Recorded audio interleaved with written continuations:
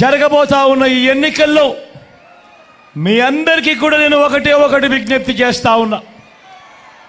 ఈ ఎన్నికలు కేవలం ఎమ్మెల్యేలను, కేవలం ఎంపీలను ఎన్నుకోవడమే జరుగుతా ఉన్న ఎన్నికలు కావు.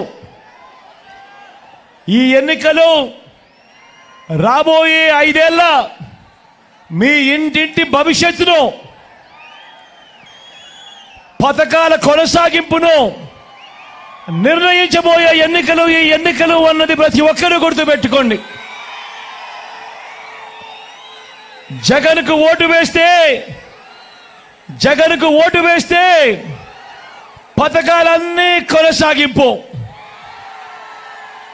ఇంటింటి అభివృద్ధి. పొరపాటున చంద్రబాబుకు ఓటు వేస్తే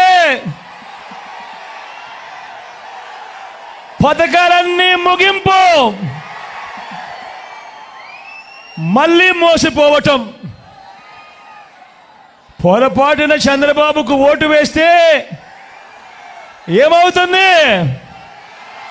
పొరపాటున చంద్రబాబుకు ఓటు వేస్తే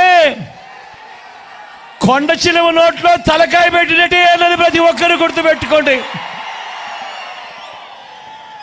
పొరపాటున చంద్రబాబుకు ఓటు వేస్తే ఏమవుతుంది?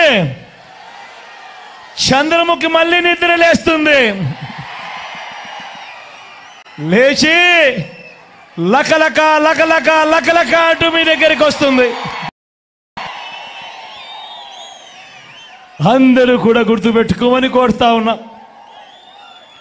దేవుడి దయతో, మీ చల్లని దీవెనలతో ఈ 59 నెలలు మీ బిడ్డ పాలనలో మీ జగన్ రాష్ట్రంలో ఇంతకు ముందు ఎప్పుడూ జరగని విధంగా, గతంలో ఎప్పుడూ చూడని విధంగా ఈ 59 నెలల కాలంలో ప్రతి రంగంలోనూ కూడా మీ బిడ్డ, మీ జగన్ విప్లవాత్మక మార్పులు తీసుకొచ్చాడు.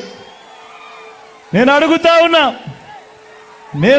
ఉన్నా గతంలో ఎప్పుడూ చూడని విధంగా, గతంలో ఎప్పుడూ జరగని విధంగా ఏకంగా 2,70,000 కోట్ల రూపాయలు, మరొకసారి చెప్తా ఉన్నాను, ఏకంగా 2,70,000 కోట్ల రూపాయలు